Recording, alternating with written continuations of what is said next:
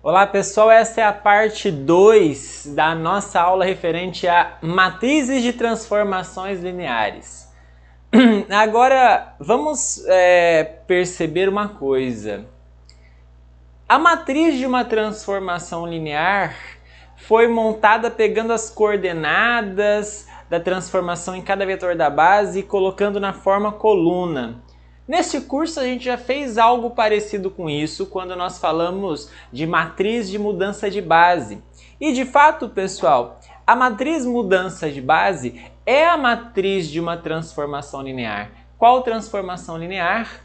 A transformação linear, o operador linear identidade. Se você tem um espaço vetorial U e nesse espaço vetorial você pega uma base, vou chamar de 1 até o N, os vetores dessa base.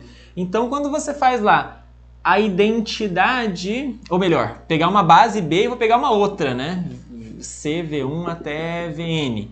Claro que tem que ter a mesma quantidade de vetores, porque são bases do mesmo espaço, tem que ter a quantidade de vetores equivalente à dimensão do espaço, igual à dimensão do espaço. Então, quando eu faço eu quero mudar, né, da base B, ou melhor, vamos pensar da base C para a base B.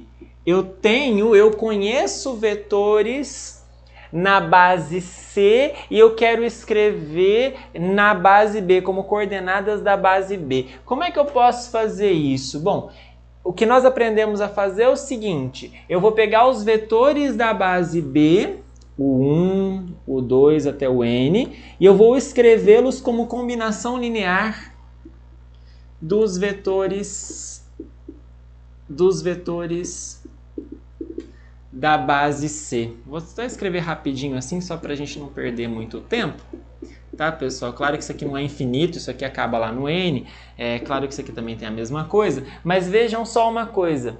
Vejam que eu estou pegando, então, os vetores da base em que eu quero chegar e eu estou escrevendo eles como combinação linear da base que eu conheço. Eu tenho uma base e eu quero mudar de base. Então, vejam vocês que o 1, na verdade, é o operador identidade calculado em 1. Identidade leva cada vetor nele mesmo. O 2 é exatamente a identidade do 2.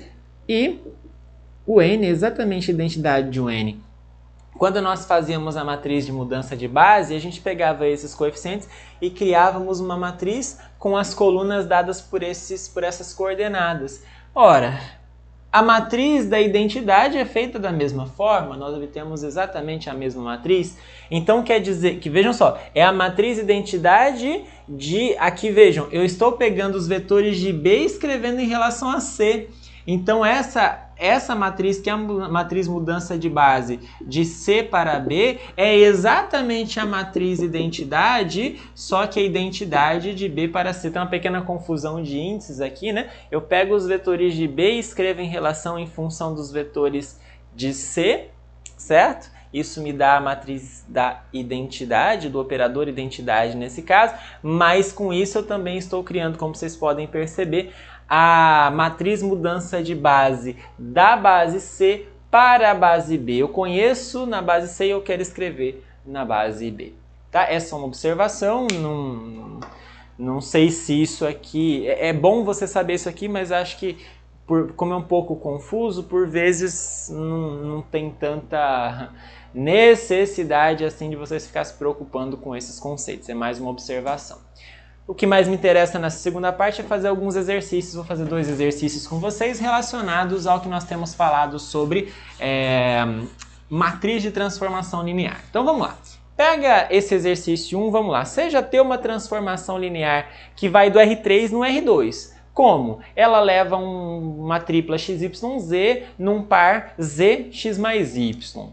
Vamos construir a matriz de T em relação às bases B e C em cada caso. Vamos fazer, são 2 itens aí, então o exercício 1, item A. Vamos lá. Vamos criar a matriz da transformação linear T em relação a essas bases. Então, primeira coisa. B é a base do domínio R3 e C é a base do R2 em cada um desses casos, como vocês podem perceber. Vamos ver o que acontece no primeiro caso, então, quando eu calculo a transformação linear na base B dada no item A. vou calcular o t na 1, vou calcular t no 1, 0 e vou calcular a transformação t no 1, 0, 0.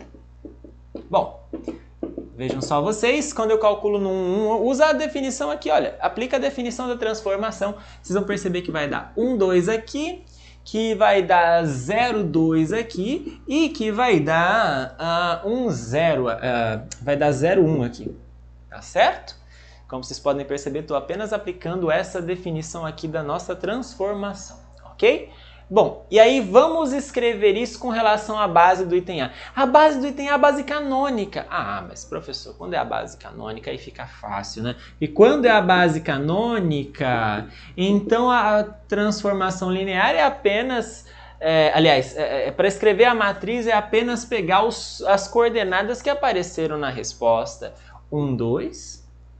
0, 2, 0, 1, afinal de contas a base canônica tem coordenadas exatamente 1, 2, 0, 2, 0, 1 em cada um desses casos aqui. Portanto, a matriz da transformação linear T com relação à base B dada e a C como sendo a base canônica é simplesmente o que está aparecendo aqui. É a matriz 1, 0, 0, 2, 2, 1, matriz 2 por 3. Agora, me permitam fazer apenas uso do apagador aqui para ver o que vai acontecer quando eu troco a matriz C para a matriz que está...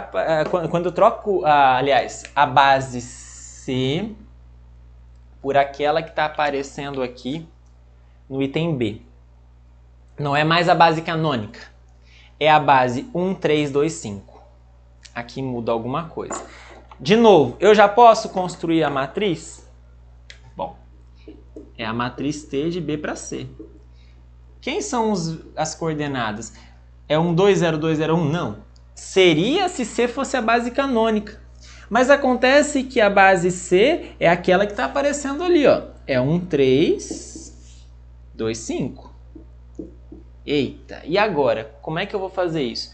Eu preciso escrever esses vetores na base dada. Eu calculei, naturalmente a base B não faz muita diferença, mas a base do contradomínio é que faz a diferença para a gente. Eu preciso escrever esses vetores aqui na base dada. Então vamos pensar um pouquinho. Eu preciso escrever esse 1, 2 como alguma coisa 1, 3, mais alguma coisa 2, 5. Eu preciso escrever esse 0, 2 como alguma coisa 1, 3, mais alguma coisa 2, 5. Eu preciso escrever esse 0, 1 como alguma coisa 1, 3, mais alguma coisa 2, 5. Vamos ver em cada caso o que acontece. Aqui, como você pode perceber, vamos ver se a gente consegue facilmente. Acho que se a gente colocar menos 1 aqui e 1 aqui vai dar certo, né? Porque a primeira coordenada fica 1 e a segunda coordenada fica exatamente 2. Ótimo. Vamos ver o que eu preciso colocar aqui para dar certo. Aqui eu acho que se eu colocar 2... Eu fiz essa conta antes, me permitam colar aqui só para não perder muito tempo da aula. 4 e menos 2. 4 e menos 2. Se você preferir, você pode lançar a mão de colocar aqui, chamar aqui de A e de B e fazer resolver um sisteminha para descobrir o 4 ou menos 2, se não quiser fazer no chute. Mais ou menos como eu fiz aqui. Já o 0, 1, como é que eu escrevo como alguma coisa 1, 3 mais alguma coisa 2, 5? Eu já vou colocar aqui 2 e menos 1. Certo? Sendo assim, pessoal, se eu descobrir como é que eu escrevo, por exemplo, 0, 1, ele é 2 vezes 1 mais menos 1, 2, a primeira coordenada que é 0, 2 vezes 3, 6, com menos 5 dá 1, então realmente bateu aqui a conta. Com isso eu construo a matriz da transformação linear tranquilamente. Pego essas coordenadas, menos 1, coloco aqui, 4 menos 2, coloco aqui, 2 menos 1, coloco aqui e pronto. A matriz da transformação linear de B com relação às bases B, essa aqui que foi dada, que é a mesma do item A. E base C, que foi essa aqui, diferente da do item A, que era a base canônica, agora a matriz é essa. Percebeu que a matriz é diferente do item A, não é mesmo? Bom, e vamos fazer mais um exercício? Exercício número 2. Exercício número 2. Seja T uma transformação linear do R2 no R2, ou seja, um operador linear, dado por essa regra que está aparecendo aí. T de xy é igual a 2x, 3y menos x. Esse é um operador linear do R2, não é? Ele é um operador linear que pertence a L de R2, ou seja, o conjunto das transformações lineares de R2 em R2. E eu quero que a gente calcule a matriz dessa transformação em relação à base 1, 2, 2, 3. Então, a base que eu vou considerar tanto para o domínio quanto para o contradomínio é a base dada pelos vetores 1, 2 e 2, 3. Vou só escrever a transformação aqui para ficar mais fácil para eu enxergar o que está acontecendo. A transformação T de xy vai no 2x, 3y menos x. Ok? Vamos criar a transformação, a matriz da transformação linear de B para B? Vamos fazer essa transformação, é isso que nós precisamos fazer. Para fazer isso, o que eu preciso? Eu preciso calcular a transformação nos vetores da base B e entendê-los em função dos vetores da base B. Então vamos lá, para quem não entendeu ainda, esse é um bom exemplo para entender. Vamos aplicar a transformação. Vou aplicar a transformação num 0, 0, 1? Não, vou aplicar na base que eu quero, na primeira base. A primeira base é 1, 2, 2, 3. Vamos ver o que acontece quando eu calculo T no 1, 2 e no 2, 3? No 1, 2 fica 2, 3 vezes 2, 6 menos 1, 5. E a segunda, T de 2, 3 é 4. 3 vezes 3, 9, menos 2, 7. Ok, então eu calculei na base dada. Agora eu preciso entender a imagem na base dada também. Eu preciso entender esse 2, 5 como alguma coisa 1, 2, mais alguma coisa 2, 3. Eu preciso entender esse 4, 7 como alguma coisa 1, 2, mais alguma coisa 2, 3, que vão ser as coordenadas que eu quero, tá certo? Já fiz essa conta novamente, de novo. Pessoal, se você não sabe como é que se você não quer descobrir no chute, às vezes dá para descobrir no chute, né? Mas se você não quer descobrir no chute, você, sei lá, dá nomes. Chama de A e B, por exemplo. Só para você entender, eu vou fazer esse exemplo aqui. Chama de A e B e faz num rascunho assim, olha. A primeira coordenada é 2, tem que ser igual a A vezes 1, mais 2 vezes B. A segunda coordenada é 5, tem que ser igual a 2 vezes A, mais 3 vezes B. Então, quando você resolve esse sistema, por exemplo, multiplica por menos 2 a primeira coordenada, multiplica por menos 2 aqui, soma as duas expressões. Como você resolve o sistema linear naturalmente, do jeito que você quiser resolver, isso aqui vai chegar a B igual a menos 1. Então você acaba descobrindo que o B é menos 1. E se o B é menos 1, então o A tem que ser 2 mais 2, 4. Ótimo, então você vê que 4 vezes 1, 2, mais menos 1, 2, 3. Olha, 4 com menos 2 dá 2. 8 com menos 3 dá 5. De fato, o 4 e o menos 1 satisfazem essa igualdade aí. E como é que eu escrevo 4, 7 também?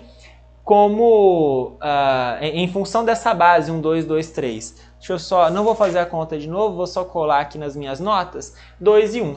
Se você perceber, 2 vezes 1 mais 2 dá 4, 2 vezes 2 mais 3 dá 7. Essa aqui daria talvez até para fazer mais ou menos no chute. Sendo assim, então eu tenho as coordenadas do operador linear T calculado na base B e escrito na base B. Então, como é que fica a matriz da transformação linear de B em B para essa base B aqui? É uma matriz 2 por 2, 4 menos 1, pego essas coordenadas e coloco na primeira coluna, pego essas coordenadas e coloco na segunda coluna. Pronto, aqui está a matriz desse operador linear. Ok? Com isso, então, nós terminamos a segunda parte desta aula. Até a próxima!